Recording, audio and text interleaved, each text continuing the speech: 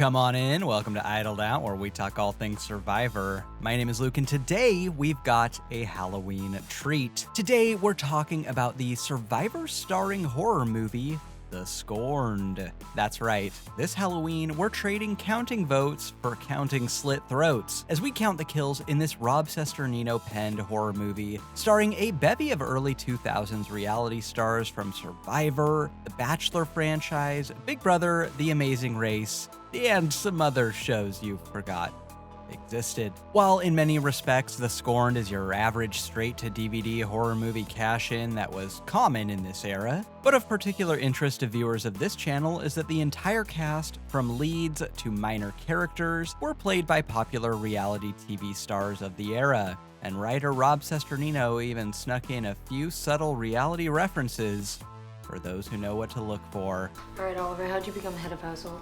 This movie came out at a time when reality stars were probably at their most despised in pop culture. By 2005, when this movie released, reality TV was no longer new and shiny, but it didn't yet have the cultural ubiquity and acceptance it has now. And increasingly unhinged and often exploitative shows gave the entire genre a kinda trashy stank it just couldn't wash off. It's no surprise then that this movie was basically marketed as a way to watch reality television stars die in horrific and violent fashion. The E! Network even produced their own reality TV series documenting the creation of this film, the appropriately titled Kill Reality. Wow, talk about a reality TV Ouroboros. The Scorned itself, though, is a fun watch, especially for Survivor fans, and I'd highly recommend tracking down the DVD. Because this was produced and written by Rob Cesternino, the cast is heavy on Survivor All-Stars, favorites, and blood versus waterers in roles big, small, and big roles that should have been small. How many reality stars got voted off the island forever? Let's find out. All that said, let's dig into the kills of The Scorned.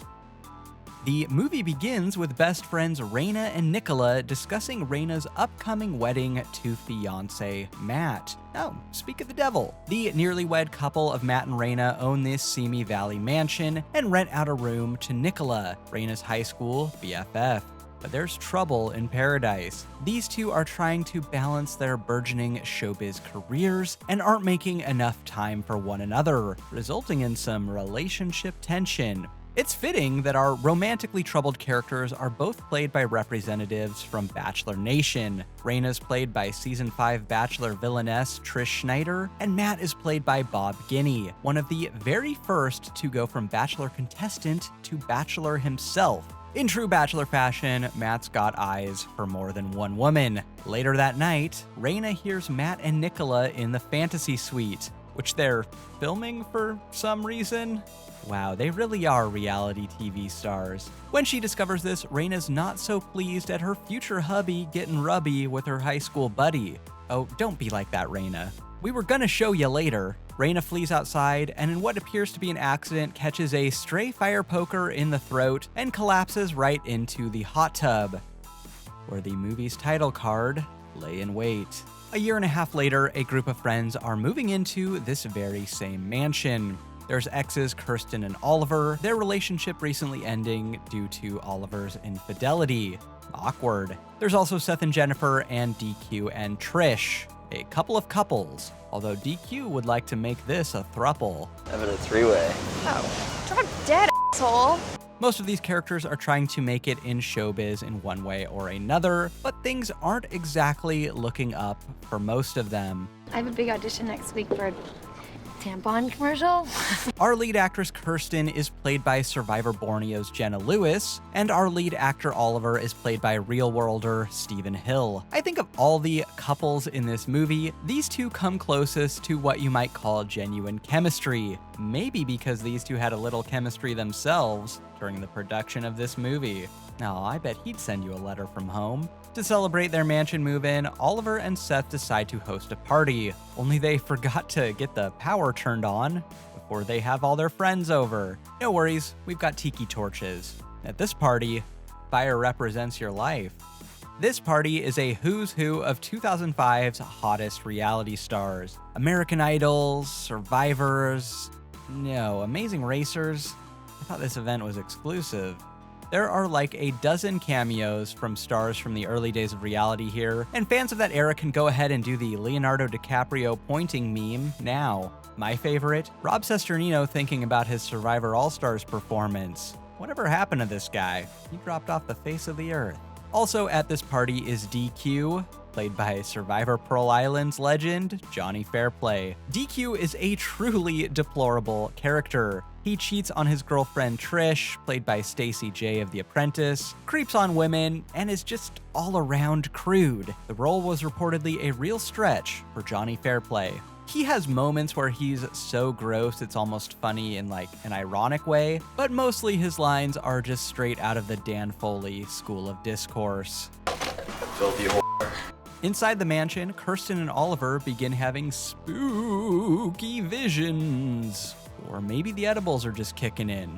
Oh, come on, who installed the creepy eyes here? I said I wanted them on the second floor. Those spooky eyes belong to the ghost of Raina, whose ghastly apparition also makes sure Oliver uses soap and hot water. As the party winds down, the guests begin to leave, including Angie, played by Survivor Amazon winner Jenna Maraska. She just hooked up with DQ for some reason, and decides she's gonna do her particularly shameful walk of shame tonight. She calls her boyfriend to come pick her up, but before he can show up, she gets evil deaded in this movie's first kill. Has Christy Smith seen this movie? She'd love this part. The following morning, DQ's girlfriend Trish shows up to help nurse a hungover DQ back to health.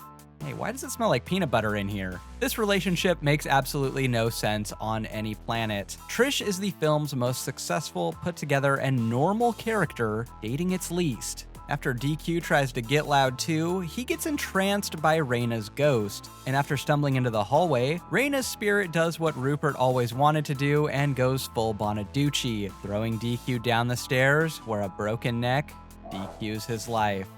He died, dudes. Meanwhile, Oliver and Kirsten take a stroll down the beach to talk to landlord Matt about when they can get some power on in their house. A very reasonable concern, which Matt just hand waves away.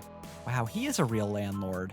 At the party, Oliver and Kirsten also heard rumors about a murder at the mansion, courtesy of Jervis Peterson from Survivor Borneo. So they ask Matt about that too, and he successfully deflects those questions as well. Now look very not suspicious as they walk away.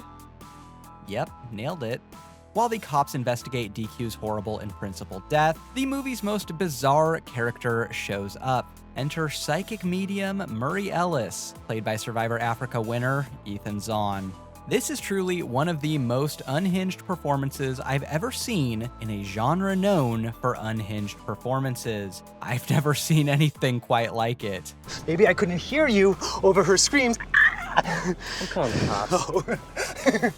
You wouldn't do that. Is this offensive? I don't know. Director Robert Kubelos loved the performance, calling it audacious and ballsy, which I guess I would agree with. He directed Ethan not to hold back, and hold back he did not. Shh, I need to go to Raina. Take me to Raina. Take me to Raina now. No, this is crazy. I need to go to Raina. After Kirsten and Steve reminded him of that time his fiance ate a fire poker, Matt heads to his local Mexican restaurant to drown his sorrows, courtesy of alcohol liaison Burton Roberts from Survivor Pearl Islands. Nicola, played by Trishelle Canatella of Real World fame, finds Matt at this bar, and through some expository dialogue, we learn the truth of what happened that fateful night. It was Matt who slashed Raina in the neck with the fire poker, but after the incident, Nicola fled to Mexico, and Matt pinned the whole thing on her. He promised he was gonna come and get her, but you know how things are, work got busy, his parents were in town, he had to feed his goldfish. Excuses which Nicola does not like.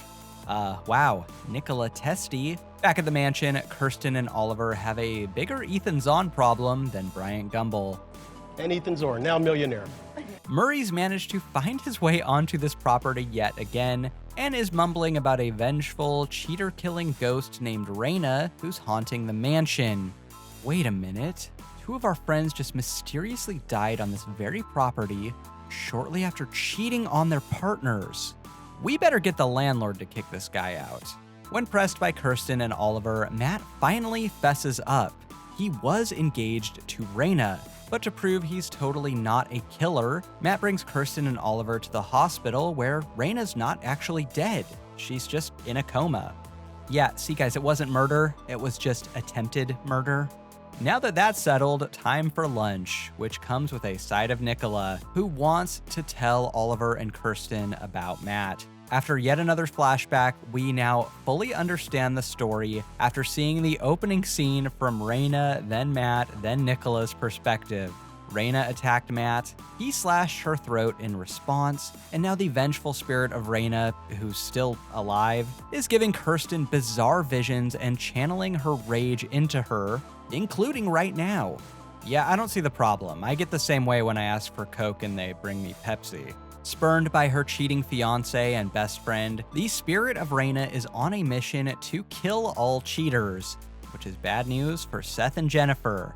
Seth and Jennifer are played by Amazing Race alum Riken Lemkol and real-world castmate Tanya Cooley in what is probably this movie's most chemistry-free pairing. No wonder these two are cheating on each other. We learn via tabloid magazine cover that Jennifer is a budding TV star having an affair with her coworker, and Seth is a personal trainer whose trainees want to get real personal. In particular, Sandra, played by Big Brother player and future Survivor casting associate Erica Landon. In one of the movie's more bizarre subplots, Sandra is so horny for Seth that she offers to pay him almost $3,000 for some downward-facing doggy, an offer which he reluctantly accepts. I legitimately feel bad for Seth. He's one of the movie's more sympathetic and nice characters, and Riken Lemkol successfully sells his guilty conscience. When Seth confesses his infidelity to Jennifer, she eventually explains that not only is she shacking up with her co-star, but she also hooked up with DQ, a real-life regret of actress Tanya Cooley. Johnny and I hooked up once. We never have since. I think he has a crush on me. I'll probably Tanya again.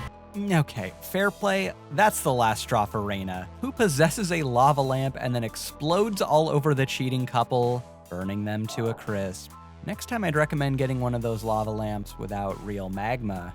Kirsten and Oliver take Murray to the hospital, where he communes with the comatose Raina. We're sure she's in a coma? She seems awful awake? Raina telepathically tells Murray that she still loves Matt, can't let go of him, and doesn't remember what happened to her. Oh, my Hot Pockets are done. Whoops, wrong button. No! Stop! With his cheating friends dropping like flies and his ex-girlfriend intermittently being possessed by a cheater-murdering spirit, Oliver decides now is the perfect time to confess something to Kirsten. He didn't actually cheat on her. Things were just moving too fast in their relationship, so when Kirsten accused him of cheating, he just went along with it. Commitment fears and cheating accusations? I didn't know Jerry Manthe was in this movie. Kirsten and Oliver tearfully reconcile, say they still love each other, and agree to resume their, what I'm sure is completely non-toxic relationship. While they're getting busy living, Murray's getting busy dying. He wants to help Raina be free of her obsession with Matt, so he heads over to his bachelor pad to give him his final rose. Matt's out here just having a chill night in. Feet up, PB&J, watching the sex tape he filmed the night he almost killed Raina. What, it beats late night infomercials. Murray attacks Matt, but is quickly overpowered and accidentally catches a fishbowl to the skull in the kerfuffle.